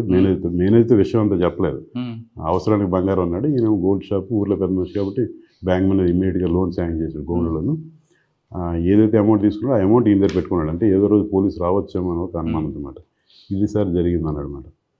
జరిగిందంటే పోనీ బంగారం వరకు సేఫ్గా ఉంది అని చెప్పేసి అప్పుడేమో గుమలేశ్వరం వచ్చి సిఐ గారి విషయం అంతా చెప్పాము. చెప్పిన తర్వాత ఈ రామకృష్ణ దగ్గర ఉన్న అమౌంట్ తర్వాత వీడి దగ్గర నుంచి ఏదో కొంత రికవర్ చేసింది. టోటల్ ఆ కేసు సక్సెస్ఫుల్గా అయిపోయింది. అయితే తర్వాత వాళ్ళు ఏదో లోకతులు రాజీ అయిపోయినట్టున్నారు. తర్వాత ఒకసారి కనిపించాడు ఈ కేసులో ఎవరైతే దొంగ ఉన్నాడో, ఆర్టీసీ డ్రైవర్ అయిపోయాడు. పాల్గొండ డిపో సార్ అని పలకరిస్తున్నాడు. పోనీ బాబు మంచిదే. అంటే ఈ స్టోరీలో మీకు తెలిసిందేంటి, ప్రతి చిన్న ఆధారాన్ని కూడా నెగ్లెక్ట్ చేయకూడదు. కన్సిస్టెంట్గా కానీ మనం ఎఫర్ట్ చేస్తే ఏదో రకమైన రిజల్ట్ ఉంటుంది అన్నది మెసేజ్. అంటే టెక్నాలజీ ఇప్పుడు వచ్చినా హ్యూమన్ ఇంటెలిజెన్స్ ఇంపార్టెంట్ అంట. Human intelligence important. ఏదైతే ట్రెడిషనల్ మెథడ్స్ ఉన్నాయో అవన్నీ కూడా ఇంకోసారి రిపీట్ అవ్వచ్చు. ఓకే, తర్వాత ఎక్కడికి వచ్చారు సీఏగా? సీఏగా ఇది నా రూరల్ సర్కిల్ సార్. ఇక్కడే ఉంది సార్ మార్క్ అంటే ఏం కాదండి, మన ఉద్యోగం చేసాం. అక్కడ ఏం జరిగిందంటే నేను జాయిన్ అయిన ఒక 1-2 monthsకే ఒక చిన్న అమ్మాయి, చిన్న బేబీ, మంత్స్ బేబీ మీద ఒక పెద్ద వయసు వాడు లైంగికంగా దాడి చేసి మరి కారణం ఏంటో తెలీదు, పిల్ల చనిపోతే ఒక బాత్ టబ్లో పడేసాడు. బాత్రూంలో పడిపోయిన తర్వాత మనకి కేసు రిపోర్ట్ అయింది. రిపోర్ట్ అయిన తర్వాత గ్రామస్తులు కొద్దిగా ఎంక్వైరీ చేస్తే పలానా వ్యక్తి ఆ అమ్మాయిని ఆడించినట్టుగా మేము చూసామన్నారు. చూసామంటే అతను పట్టుకున్న తర్వాత కన్ఫెషన్ అది రాసి అరెస్ట్ చేసి అంతా బాగానే ఉంది. అయితే ఏమైందంటే ఆ కేసులో అప్పుడు విజయనగరంలో జిల్లా జడ్జి గారు పప్పల జగన్నాథరావు గారు ఉండేవారు. ఆయన మరణశిక్ష వేసాడు. ఈ ముద్దాయికి మరణశిక్ష వేసాడు. ఇది ధర్మపురి విలేజ్లో జరిగింది. అయితే ఏమైందంటే ఈ సెషన్ జడ్జి గారు మరణశిక్ష వేసినా కూడా అది రాటిఫికేషన్ అని చెప్పేసి హైకోర్టుకి వెళ్తుంది. హైకోర్టు వాళ్ళేమో యాక్సెప్ట్ చేయలేదు, మళ్ళీ దాన్ని జీవిత శిక్ష కింద మారి. సార్, విజయనగరంలో మీరు లా అండ్ ఆర్డర్తో పాటు కమ్యూనిటీ పోలీసింగ్ ఎక్కువ ప్రయారిటీ ఇవ్వడం, ప్రజలతో ఎక్కువ మమ్మకవ్వడం, కాలనీలో వాళ్ళతో తిరగడం అంతే అంటే ఆ కల్చర్ ఎందుకని డెవలప్ చేశారు? అంటే నాకు తెలిసి అదే శాశ్వతం, దానివల్లే రిజల్ట్ ఉంటుంది తప్పించి అంటే అంటే కేసు వరకే చూడడం కరెక్ట్ కాదు. కేసు వరకే చూడడం కరెక్ట్ కాదు. మనం కొద్దిగా మిగిలిన విషయాలు, దాని మీద ఆధారపడిన విషయాలు కూడా మనం కొద్దిగా తెలుసుకోగలిగితే అది క్రైమ్ ప్రివెన్షన్ కానీ లేకపోతే పోలీస్ పబ్లిక్ రిలేషన్ పెరగడం కానీ అన్ని విధాలుగా ఉపయోగపడుతుంది. అంటే కమ్యూనిటీ పోలీసింగ్ అన్నది విక్టిమ్స్ పట్ల, ఫ్రెండ్లీ పోలీసింగ్ అనేది విక్టిమ్ పట్ల, ఎక్యూజ్డ్ పట్ల కూడా ఉండేదా? అంటే ఎక్యూజ్డ్ పట్ల కాదండి. ఎక్యూజ్డ్ అంటే మనం కాకపోతే అది ఎక్యూజ్ స్టడీ చేయాలి, ఆయన ఎందుకు చేశాడు ఆ కారణం అని చెప్పి.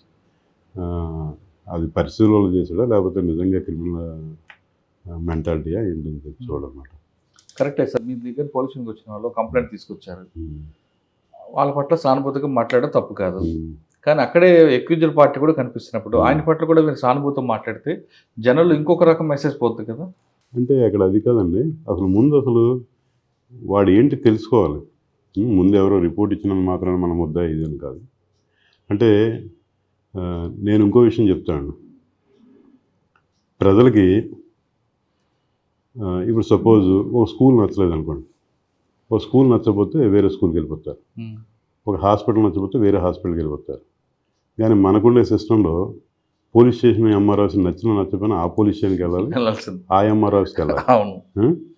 కాబట్టి ప్రతి ఎంప్లాయీ కన్సర్న్ డిపార్ట్మెంట్ ఎవరైతే ఉన్నారో అది నా దగ్గరికి ఈరోజు ఇక్కడ డిఎస్పీగా ఉన్నాను, కొంతమంది వస్తారు పలానా పోలీస్ స్టేషన్ నుంచి కంప్లైంట్ అంటారు. మీరు అక్కడికి వెళ్ళండమ్మా చెప్తా అంటే ఆ పోలీస్ స్టేషన్కి మళ్ళీ వెళ్ళమండి అంటారు. అంటే నేను అనేది ఏంటంటే ఆ పరిస్థితి రాకూడదు అంటాను. ఆ పరిస్థితి అక్కడ పోలీస్ స్టేషన్ ఇన్ఛార్జ్ ఎవరైతే ఉంటారో అది రాంగ్ మెసేజ్. అసలు ఆ పరిస్థితి అంటే ఆ పోలీస్ స్టేషన్లో వాళ్ళకి న్యాయం జరగదని నమ్మకం ఏర్పడేది కాబట్టి అప్పుడు మీ దగ్గరకు వస్తారు కదా. వచ్చినా కూడా ఎఫ్ఐఆర్ అక్కడే చేయాలి, అరెస్ట్ అక్కడే చేయాలి, లేదా కేసు అక్కడే పెట్టాలి, వేరే చోట పెట్టడానికి మనకి చట్టం ఒప్పుకోదు. నేను అందుకని చెప్పేసి పోనీ మీకు ఎస్ఐ గారు వాళ్ళు ప్రాబ్లం, మీరు సిఐ గారి దగ్గర వెళ్ళండి, నేను సిఐ గారితో మాట్లాడాను అని చెప్పి పంపించడం జరుగుతుంది. కానీ మీ వాళ్ళకి కూడా చెప్పాలి కదా, పోలీస్ స్టేషన్కి వచ్చిన బాధితుల పట్ల సానుభూతితో మాట్లాడండి, విసుక్కోకూడదని. మీరు చెప్పింది అయితే జరుగుతుందండి, తప్పకుండా జరుగుతుంది. అంటే ఇప్పుడు వాళ్ళ గత అనుభవాలు లేకపోతే వాళ్ళ మెంటాలిటీని బట్టి వాళ్ళు బిహేవ్ చేస్తుంటారు. ఒకే రోజులోనో లేకపోతే మనం ఇక్కడ జాయిన్ అయ్యని చెప్పి వాళ్ళు మారిపోరు. గ్రాడ్యువల్గా మన ఎస్పీ గారు ఒప్పుకోరు, మన డిఎస్పీ గారు ఒప్పుకోరు అని చెప్పి వాళ్ళు గ్రాడ్యువల్గా మారారు. సాధారణంగా పోలీస్ స్టేషన్కి వెళ్ళాలంటేనే అదొక నామోషిగా ఫీల్ అవుతున్న కాలం ఒకప్పుడు. కానీ అటువంటి వ్యక్తులు పోలీస్ స్టేషన్కి వచ్చిన తర్వాత మీ వాళ్ళ యాటిట్యూడ్ కానీ ఆ విధంగా ఉంటే నిజంగా నమ్మింది బలంగా ముద్రపడుతుంది. అదేవిధంగా అలా కాకుండా సానుభూతిగా మాట్లాడితే వాళ్ళు ఊహించేందుకు తప్పు అనేది కూడా వాళ్ళే చెప్పుకుంటారు కదా బయట. మీరు చెప్పింది కరెక్టే, అదే యాక్చువల్గా ఆ అవసరం కూడా ఉంది సార్. ఆ అవసరం కూడా పోలీస్ అధికారుల పట్ల అయితే ఆ అవసరం తప్పకుండా 100% ఉంది. అది మా బాధ్యత. సానుభూతిగా మాట్లాడితే చాలు కదండి, అది మా బాధ్యత కూడా. అంటే మాకు ట్రైనింగ్లో కూడా అప్పుడుండే ఆఫీసర్లు వ్యాస్ గారు కానీ ఇంకా పెద్దలు కానీ ఒక వర్డ్ అయితే బలంగా మాకు చెప్పారు, మా బ్యాచ్ అందరు కూడా, ఎంపతి అనేది చాలా ఇంపార్టెంట్. అంటే సహానుభూతిని తెలుగులో ట్రాన్స్లేట్ చేశారు.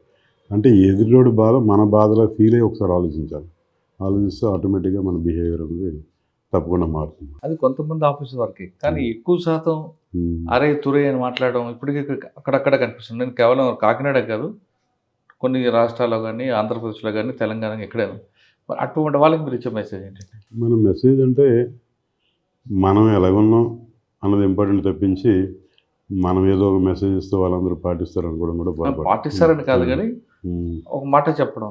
నేను ఎస్ఐగా ఉన్నప్పుడు ఆ, కూడా అందరిని ఏమండి ఇది అది అని మాట్లాడితే మా సిఐ వేరే వాళ్ళతో మాట్లాడి వీడికి డిపార్ట్మెంట్ పనికిరాడు అనేసి అన్నాడంట. ఆ విషయం నా దృష్టికి వచ్చిందన్నమాట. రానున్న కాలంలో ఏంటంటే మీరు అన్నట్టు ఇప్పుడు అరేతురే అన్న వాళ్ళ గురించి కూడా ప్రజలు అలాగే అనుకుంటున్నారు, వీడికి డిపార్ట్మెంట్ పనికిరాడు, ఇలాంటి వాళ్ళు కూడా ఇంకా ఉన్నారా అని చెప్పి. కానీ కొంతమంది అంటే మీ వాళ్ళు డిపార్ట్మెంట్ సంగతి చెప్పండి. మాట్లాడుతున్నారు. పోలీస్ స్టేషన్కి వచ్చిన వాళ్ళతో మనం అరే తురే మాట్లాడకూడదు, మంచిగా మాట్లాడామంటే వాళ్ళ దృష్టిలో మనం చులకన అవుతాం. మనం పోలీస్ టోన్ ఉండాలి అంటే అరే తురే కొంచెం హార్ష్గా మాట్లాడితేనే వాళ్ళు భయపడతారన్నది కొంతమంది అభిప్రాయం. అంటే మాకు వ్యాస్ గారు వాళ్ళు చెప్పింది ఏంటంటే డెసిషన్స్ స్ట్రాంగ్గా ఉండాలి, అంతేగాని మీరు ఏదో బూతులు తిట్టి క్యాకులేషన్ మాత్రం ఏం కాదు, డెసిషన్ స్ట్రాంగ్గా ఉండాలి, దానివల్లే మంచి రిజల్ట్ వస్తుందని చెప్పారు. మాకు మనసులో ఆ విషయం బాగా నాటింది. కరెక్ట్ అని చెప్పింది కూడా వాస్తవం కదా. మన విక్టిమ్ పట్ల కానీ ఎక్యూజర్ పట్ల కానీ కరెక్ట్గా డెసిషన్ చేస్తే అదే కరెక్ట్. అది విజయనగరం రోజుల తర్వాత ఎక్కడికి వచ్చారు? విజయనగరం రోజుల తర్వాత గజపతినగరం సర్కిల్ వెళ్ళి అక్కడే ఉంటుందండి క్రైమ్. అక్కడ జనరల్ క్రైమ్ అండి, పెద్దగా అంటే పెట్టి కేసులైనా పెట్టి కేసులు మామూలు క్రైమ్ తక్కువ, కాకపోతే ఏంటంటే పెద్ద సర్కిల్ ఒక 5 పోలీస్ స్టేషన్లు ఉంటాయి. ఇక్కడ గుర్తుండిపోయే కేసు ఏమన్నా? గుర్తుండిపోయే కేసులు ఏం లేదు, కానీ అక్కడ 2 years కంప్లీట్ అయిపోయింది. 2 years కంప్లీట్ అయిపోయిన తర్వాత ఒకరోజేమో 2 years 2 months అయింది. బొత్స సత్యనారాయణ గారు ఫోన్ చేశారు, ఆయన మినిస్టర్ అప్పుడు. మినిస్టర్ ఫోన్ చేసి గన్మెన్ ఫోన్ చేసి మినిస్టర్ గారు మాట్లాడతారు, ఆయనకి ఇచ్చారు. ఇచ్చిన తర్వాత మీకు ట్రాన్స్ఫర్ అంటున్నారు, మీకు 2 years అయిపోయిందంట అని అన్నారు. అంటే సార్ అన్నా, అదే ట్రాన్స్ఫర్ అయిపోతుందంట, చేసేస్తారంట, మీరు ఇక్కడి నుంచి మార్చేస్తున్నారు, మీరు తమ్ముడి దగ్గరికి వెళ్ళిపోండి అన్నాడు. నాకు అర్థమైపోయింది గజపినారు. సార్ అలాగే సార్ అన్నాను. అలాగే గజపినారు డివో పడిపోయింది. ఎక్కడండి? గజపినారు వాళ్ళ తమ్ముడు అక్కడ ఎమ్మెల్యే కదా. అన్న పంపించి తమ్ముడు దగ్గర తమ్ముడు దగ్గర ఏం నేర్చుకున్నారు? అక్కడ కూడా 2 years కంప్లీట్ చేశాను. 2 years కంప్లీట్ చేసిన తర్వాత మళ్ళీ ఆయన దగ్గర నుంచి ఫోన్ వచ్చింది. ఆయన దగ్గర నుంచి ఫోన్ వచ్చి మీకు ట్రాన్స్ఫర్ చేస్తున్నారు, ఈ ఎస్కోట్ కానీ బొబ్బిలి రోడ్లు కానీ రెండిట్లో ఏదో పడుతుంది అన్న, మీకు ఏది కావాలన్నాడు ఆయన. నాకైతే ఎస్కోట్ కావాలన్నా. నేను డివోలు వచ్చి బొబ్బిలి రోడ్లు పడింది, ఎస్కోట్ పడలేదు. ఎందుకో నాకు బొబ్బిలి రోడ్లు పెద్దగా నచ్చలేదు. ఒక 6 months 7 months ఉండి మళ్ళీ పోలీస్ ట్రైనింగ్ కాలేజ్ ఒక కాగితం పెట్టాను. పెడితే 2 అన్నారు వాళ్ళు. మళ్ళీ వెళ్ళి పోలీస్ ట్రైనింగ్ కాలేజ్ మళ్ళీ వెళ్ళి జాయిన్ అయ్యాను. ఎందుకంటే బొబ్బిలి ఎందుకు నచ్చలేదు మీకు? అంటే ఇక్కడ అంటే జాబ్ సాటిస్ఫాక్షన్ పెద్దగా లేదు, అదే కేసులు లేక. అంటే ఏ రకంగా కూడా అక్కడ ఇంపార్టెన్స్ లేదు. అక్కడ ప్రాపర్టీ ఆఫీసులు ఉండవు, రోడ్ యాక్షన్లు ఉండవు, లేకపోతే లాండ్ ఆర్డర్ ఇష్యూలు ఉండవు. మనకంటే అసలు ఏ రకంగా మనకు గుర్తింపు. చాలా మంది అదే కోరుకుంటారు కదా, పీస్ఫుల్ పోలీస్ స్టేషన్ కావాలనుకుంటారు కదా. అంటే పీస్ఫుల్ అప్పటికే ఫ్యామిలీకి దగ్గరగా ఉండొచ్చు. ఎస్కోట కాదు, విజయనగరం అని చెప్పి విజయనగరం లోకల్గా ఉండొచ్చు. మళ్ళీ పోలీస్ ట్రైనింగ్ కాదు పెడితే ఎస్కోట్లో చేశారా? పోలీస్ ట్రైనింగ్ కాదు, ఎస్కోట్ చేయలేదు. ఎస్కోట్ కానీ బొబ్బుల రోల్ కానీ పడుతుంది అన్నారు. ఎక్కడ కావాలంటే ఎస్కోట్ కావాలన్నా, కానీ ఆర్డర్ వచ్చేసరికి బొబ్బుల రోల్ పడింది. ఆయన ఇంక వెంటనే అంటే ఆయన ఏమైనా హర్ట్ అవుతారని చెప్పి ఒక 6 నెలలు 7 నెలలు పనిచేసి మళ్ళీ పోలీస్ ట్రైనింగ్ కాలేజ్కి ఆప్షన్ పెట్టుకుని వస్తాను. పీటీసీ తర్వాత అండి పోలీస్ ట్రైనింగ్ కాలేజ్ వచ్చిన తర్వాత అక్కడ చేసిన తర్వాత అక్కడ కూడా 5.5 years పనిచేస్తాను. ఎస్ఐగా 5.5 years పనిచేస్తాను. సిఏగా 5.5. సిఏగా 5.5.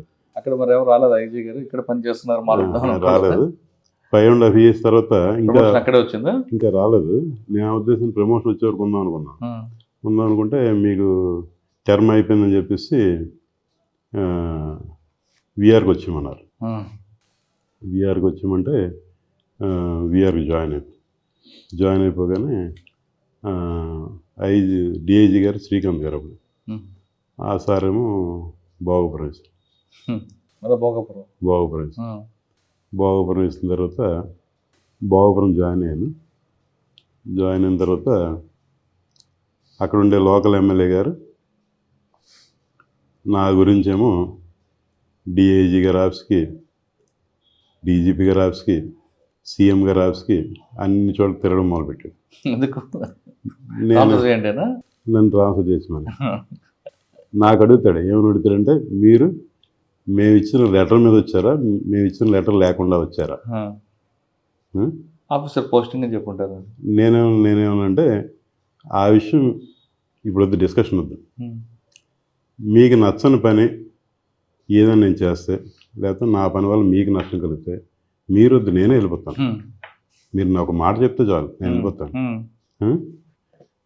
నేనే కొత్త వ్యక్తి కాదు, నేను మీకు తెలిసిన వ్యక్తిని. నా వల్ల మీకు కానీ మీ పార్టీకి కానీ ఏ ఇబ్బంది ఉండదు అని చెప్పాను. చెప్పిన తర్వాత ఆయన ఇంకా పట్టుబడులు విక్రమాటలో తిరగడం మొదలుపెట్టి, ఇంకా మొన్న ఎలక్షన్ కాకుండా అంత ముందు ఎలక్షన్, అంటే అప్పుడు రూలింగ్ తెలుగుదేశం ఉంది, ఎలక్షన్కి వెళ్తుందన్నమాట పార్టీ. ఈయనేమో వాళ్ళ పార్టీ హైకమాండ్కి కంప్లైంట్ చేసి ఎలక్షన్కి వెళ్ళమంటున్నారు, ఇలాంటి సీఎలు ఉంటుంది, ఏం వెళ్తామని చెప్పి నా మీద ఇంటెలిజెన్స్ వాళ్ళు ఎంక్వైరీ చేస్తే వాళ్ళకి ఏం పెద్దగా ఏం తప్పేం దొరకకపోతే మరి అలాగనే వాళ్ళు చెప్పింది కూడా వినాలి కదా. నాకేమో విజయనగరం 2 టౌన్ వేసి ఇంకా మంచిదే కదా. ఆ ఉద్దేశంతో మొత్తానికి ఏ ఉద్దేశం తెలియదు. పాలరాజు గారు ఉన్నారు, పాలరాజు గారు విజయనగరం 2 టౌన్ వేశారు. 2 టౌన్ వేసిన తర్వాత ఈ ఎలక్షన్ అక్కడే ఫేస్ చేసి, ఎలక్షన్ అయిపోయిన తర్వాత ఒక 6 నెలలు ఉన్న తర్వాత మళ్ళీ ట్రాన్స్ఫర్. మళ్ళీ ఎక్కడ వేశారంటే మళ్ళీ విఆర్ రాగానే సార్ విఆర్లో ఉన్నప్పుడు జీతం రాదు కదా, మరి జీతం ఎప్పుడు క్లెయిమ్ చేసుకుంటారు? మళ్ళీ పోస్టింగ్ వచ్చిన తర్వాత క్లెయిమ్ చేసుకుంటారు. మరి అంతవరకు మరి ఖర్చులు ఇంటికి అవన్నీ కొద్దిగా ఇబ్బంది అండి ప్రాక్టికల్గా. అదైతే ఇబ్బంది అంటే నేను ఎప్పుడు దేవుడి దయ వల్ల ఎప్పుడు నెల 2 నెలలు తప్పింది, నాకు ఎప్పుడు ఆ ప్రాబ్లం రాలేదు. వైజాగ్ సిటీకి రాగానే అక్కడ కమిషనర్ గారు వెంటనే నాకు కమిషనర్ గారు రేంజ్ పంపించారు, పలానా కావాలంటే అందులో లక్కీగా నా పేరు ఉంది. నాకు గోపాలపట్నం ట్రాఫిక్ వేశారు, అంటే సిటీలో వెస్ట్ ట్రాఫిక్ అంటారు దాన్ని, అక్కడ వేశారు. ఏముందండి అక్కడ మార్పు? అసలు మీరు పనిచేసిన గోపాలపట్నం సబ్ డివిజన్లో పబ్లిక్ ట్రాఫిక్ సెన్స్ ఉందనుకోవాలా లేదనుకోవాలా? అంటే పర్వాలేదండి, అంటే అక్కడ కూడా సిఐ పోస్ట్ అండి వెస్ట్ ట్రాఫిక్. అయితే అక్కడ నాకు కొంత సాటిస్ఫాక్షన్ ఉందండి. ఎలాగంటే ఎన్ఏడి ఫ్లైఓవర్ ఆ టైంలోనే కన్స్ట్రక్షన్, అలాగే ఆనందపురం టు అనకాపల్లి హైవే కూడా అప్పుడే కన్స్ట్రక్షన్, ఇవన్నీ కూడా కన్స్ట్రక్షన్ అవుతున్నాయి. తర్వాత మన పెందుర్తి స్వామీజీ గారు అప్పుడు మంచి రైజింగ్లో ఉన్నారు. ఈ అన్ని డ్యూటీలు కొద్దిగా కత్తిమీద స్వామిలో ఉండేవి, అన్నీ కూడా బాగానే చేసాం. అయితే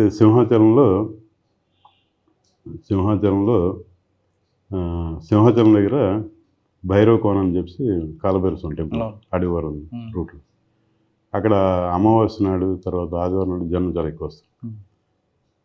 ఎక్కువ వస్తున్నారు. ట్రాఫిక్, వెహికల్స్ పార్కింగ్, వెహికల్స్ అన్నీ కూడా ఆర్డర్లో పెట్టాలనే ఉద్దేశంతో మేము ఒక ట్రాఫిక్ కానిస్టేబుల్ హోంగార్డ్ని పంపడం జరిగింది. మేము పోస్ట్ చేసిన తర్వాత దానికి ఇంపార్టెన్స్ ఇంకా పెరిగిపోయి అదేమో ఈరోజు కూడా అదేమో కంటిన్యూ అయిపోతుంది. ఈరోజు ఏంటంటే అమావాస్య వచ్చిందంటే ఒక ఎస్ఐ గారు, సిఐ గారు స్టాఫ్తో ఉండవలసిన పరిస్థితి అక్కడికి వచ్చింది. ఓకే, ట్రాఫిక్ తర్వాత ఎక్కడికి వచ్చారు? ట్రాఫిక్లో ఉంటుండగా సింహాచలం మీరు ఎప్పుడైనా వెళ్ళారు తెలియదు, చాలాసార్లు వెళ్తే మీకు వెహికల్ టోల్ టికెట్ కొండ మీద వెళ్తుంటే తోవలో కలెక్ట్ చేస్తారు. మీరు గేట్ అవతల ఉంటుంది, కొండ ఎక్కుతున్నప్పుడు మధ్య తోవలో కలెక్ట్ చేస్తారు. మీరు ఎక్కడ అలా ఉండదు, ఎక్కడైనా సరే పద్ధతి ఎలా ఉండదు అంటే స్టార్టింగ్లో కలెక్ట్ చేసుకుంటారు, ఇంకా కొండ మీద వెళ్ళిపోతారు. ఎక్కడైనా అదే పద్ధతి.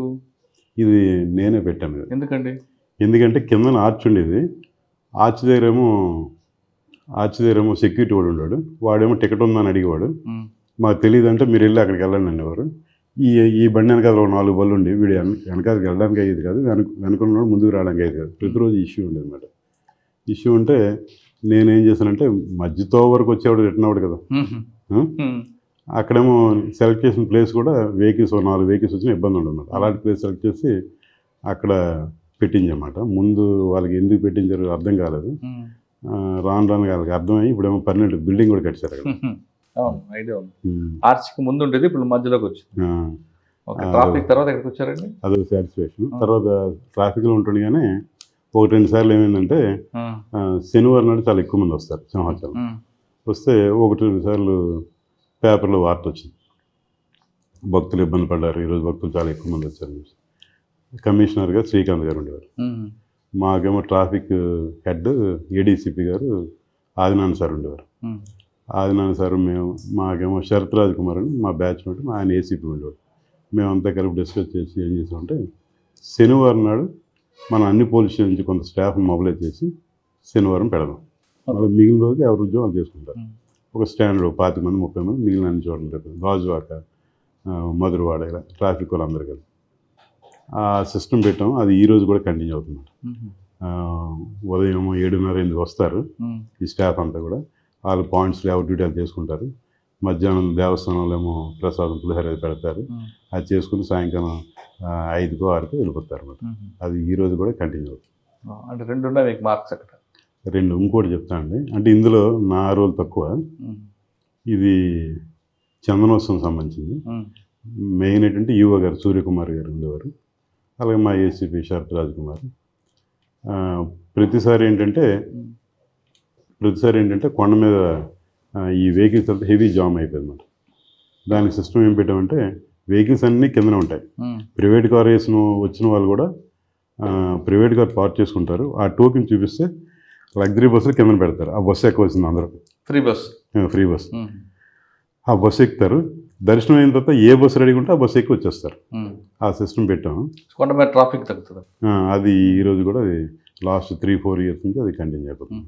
అదొకటి మనకి సాటిస్ఫై. అంటే మన రోల్ కంటే కూడా మేడం ఈవో గారు అలాగే మా మీ సర్వీసులో 500 రూపాయలకి మర్డర్ చేసే వ్యక్తిని పట్టుకున్నారట కదా. అంటే మీరు ఒక్కరు కాదు, మీ టీం వర్క్ అది. అంటే ఇలాంటివి చాలా జరుగుతుంటాయండి. అంటే ఇందులో ఏంటంటే ఎప్పుడు కూడా ఈ కేసుల్లో క్రైమ్ కానిస్టేబుల్, హెడ్ కానిస్టేబుల్ ఎవరు ఉంటారో వాళ్ళ రోల్ మెయిన్ ఉంటుంది. ఎక్కడ ఏ పొల్యూషన్ జరిగింది? అది తుని టౌన్ పోలీస్. తుని అంటే మీరు ట్రాఫిక్ ద్వారా తుని వచ్చారా? ట్రాఫిక్ తర్వాత నేను వెస్ట్ ట్రాఫిక్లో ఉన్నాను. వేరే సిఐ గారు నేను చెప్పిన స్వామీజీ రికమెండేషన్తో ఆ వెస్ట్ ట్రాఫిక్ కావాలని అడిగారు. వెస్ట్ ట్రాఫిక్ కావాలని అడిగితే నాకు పై అధికారులతోనే మంచి పని చేసుకుంటాను ఒక పేరు ఉండడం వల్ల నాకు మెసేజ్ వచ్చింది, మీ పోస్ట్ అయితే లేపేస్తున్నాం, మీకు ఎక్కడైనా కావాలా అని. అంటే నేను ఎయిర్పోర్ట్ ఇమిగ్రేషన్ అడిగాను. అదెందుకు, మీరేమైనా లాండ్ ఆర్డర్ చేయొచ్చు కదా. లేదు, ప్రమోషన్ ఎడ్జ్లో ఉన్నాను, ఎయిర్పోర్ట్ ఇమిగ్రేషన్ ట్రై చూద్దాం, అవకాశం ఉంటే ఇస్తాం అన్నారు. మొత్తానికి ఏంటంటే ఎయిర్పోర్ట్ ఇమిగ్రేషన్ ఇచ్చారు. ఎయిర్పోర్ట్ ఇమిగ్రేషన్లో ఒక 1 year అంతా పనిచేశాను. అక్కడి నుంచి డిఎస్పీగా రాజమండ్రి ఏసీబీకి వచ్చాను. Rajahmundry ACB anti corruption promotion. ఎంతకాలం ఉండే ఏసీబీలో? ఏసీబీలో 1 year పనిచేస్తాను. 1 year పనిచేస్తాను. 1 year. ఏమన్నా ట్రాప్ కేసులు అందులో? ఉన్నాయండి, చాలా పెద్ద. నేను చెప్పొచ్చా? అంటే ట్రాప్ కేసులు ఉన్నాయండి. ఒక సిఐ గారు ఒక కేసులో ఉన్నాయి, ఒక ఎస్ఐ గారు ఒక కేసులో ఉన్నాయి, జిల్లా పరిశ్రమ శాఖ మేనేజర్ ఒక కేసులో ఉన్నాయి, ఎగ్జిక్యూటివ్ ఇంజనీర్. ఎక్కువగా ట్రాప్ కేసుల్లో కన్విక్షన్ వస్తుంది కానీ డిఏ కేసులు ఎందుకు రాదు? అంటే మంచి క్వశ్చన్ అండి ఇది. డిఏ కేసుల్లో ఏమవుతుందంటే వాళ్ళకి గైడెన్స్ ఇచ్చిన వాళ్ళు ఎవరెవరు ఉంటారు. మీరు ఇది ఇలా క్లెయిమ్ చేసుకుంటే ఇది క్లోజ్ అవుతుంది, ఇది ఇలా చేసుకుంటే ఇలా అవుతుంది అని చెప్పి ప్రతిదానికి ఒక మార్గం ఉంటుంది. ట్రాప్ కేసులు ఉంటుందా? అందులో ఉండదు. డిఏ కేసులో ఆ ముందు రేటుతో బావమత్తు అప్పు తీసుకున్నట్టు, లేకపోతే ఇంకోటి ఏదో చేసుకున్నట్టు, ఇలా రకరకాల క్రియేట్ చేసుకోవడానికి ఒక అవకాశం ఉంటుంది. ట్రాప్లో సలహా ఇచ్చేవారు ఉండరు. ట్రాప్లో ఏమవుతుందంటే టెక్నికల్ ఎవిడెన్స్, ట్రాప్లో అంతా కూడా టెక్నికల్ ఎవిడెన్స్ వల్ల మీడియేటర్స్ కూడా మీకు తెలిసిందే గెజిటెడ్ ఆఫీసర్లు వస్తారు. అని చెప్తే ఎవరు హాస్టల్ ఎవరు కాబట్టి ఎక్కువ కష్టం. ఏసీబీ తర్వాత ఏసీబీలో ఉంటుండగా ప్రజెంట్ ఎలక్షన్ జరిగింది, గవర్నమెంట్ మారింది. అక్కడైతే బాగానే ఉన్నాను. ఒక సీనియర్ ఆఫీసరు మనకి కబురు వచ్చింది ఏంటంటే ఎవరు న్యూట్రల్, ఎవరు ఏ పార్టీ ఇలాంటివి చేస్తున్నారు, మీ మీద మంచి ఒపీనియన్ ఉంది, మీకు ఏదో పోస్టింగ్ ఏదో లాండ్ ఆర్డర్ పడే అవకాశం ఉంది. మనం సరే ఉన్నాం, మనకి ఏ ఛానల్ పట్టుకోలేదు. సడన్గా పెద్దాపురం డివో పడింది. అప్పుడు కాకినాడలో మా బ్యాచ్మేట్ రఘువీర్ విష్ణు ఉన్నాడు. అప్పుడు ఆయన వచ్చి 1 month ఎంత అవుతుంది, ఆయనే ఫోన్ చేసి, శ్రీహరి నీకు ఏదో డివో పడినట్టుంది పెద్దాపురం, ఇద్దరు ఒక జిల్లా ఉండడం వచ్చాయన్నారు. కానీ మీకు రమ్మని చెప్పి ఆయన వెళ్ళిపోయారు కదా. తర్వాత ఆయన ట్రాన్స్ఫర్ అయిపోయింది.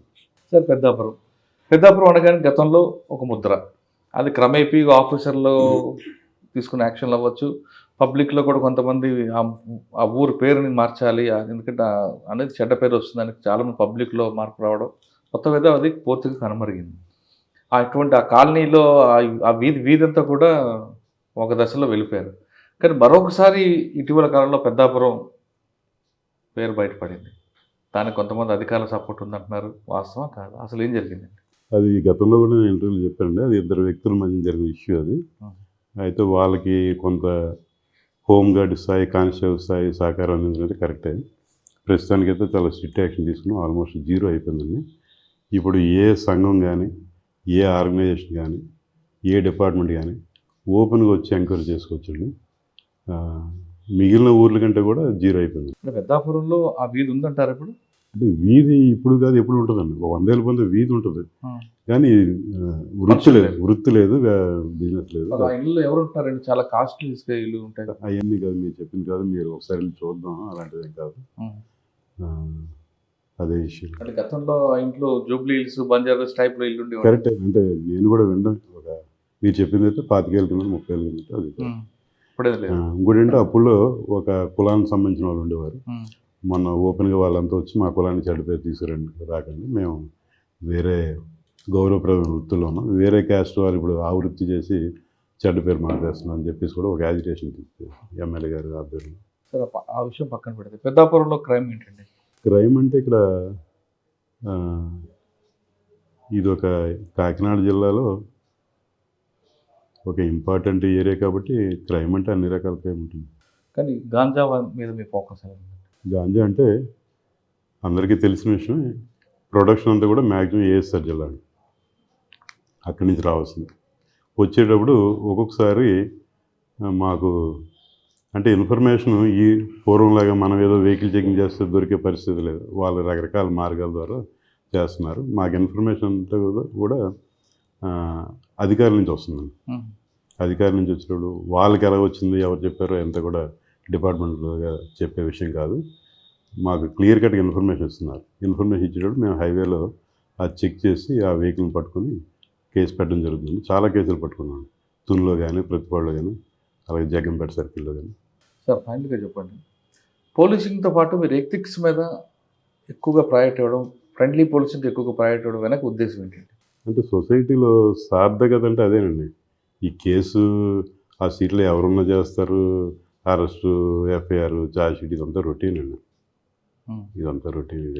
ఇదే ఫైనల్గా మిగులుతుంది అంటారా? అంతే పక్క. ఓకే. తర్వాత మీరు ట్రెడిషనల్ క్రైమ్ నుంచి చూసుకొచ్చారండి. అవును. మీరు డ్యూటీలో ఉన్నప్పుడు తర్వాత white colour present cyber crime. ఇప్పుడున్న జనరేషన్ మీరు దాకా చెప్పారు, ఫస్ట్ కేసులో ఒక చిన్న లీడ్ తీసుకొని గుణపురం, పర్లాకిమిడి, నావపడ అవన్నీ తిరగడం, అంటే ఒక ప్యాషన్గా తీసుకెళ్లారు. అప్పుడు క్రైమ్ కూడా తక్కువ ఉంటుంది కాబట్టి ఒక కేసు మీద ఎక్కువ ఫోకస్ చేస్తారు. ప్లస్ మీకు ఇంటెలిజెన్స్, పబ్లిక్ ఇంటెలిజెన్స్ ఎక్కువ ఉంటుంది. ఇప్పుడున్న జనరేషన్ ఎక్కువ టెక్నాలజీ మీద డిపెండ్ అవుతున్నారు. కానీ హ్యూమన్ ఇంటెలిజెన్స్ అనేది మర్చిపోతున్నారు.